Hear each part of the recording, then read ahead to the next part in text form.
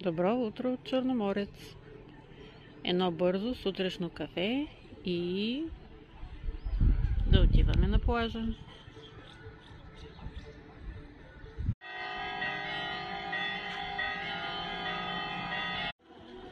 9 часа сутринта, вече плажът се пълни. Също рано много рибари са влязли. Там е военното поделение, зад него е Акра, новото пристанище. Различни атракциони има на плажа, заведения, където може да хапнете за обяд, да пиете кафе. Но е заведението Амгъл, което е изключително хубаво, с много вкусна храна и добро обслужване. От пристанището може да се наеме корабче за разходка.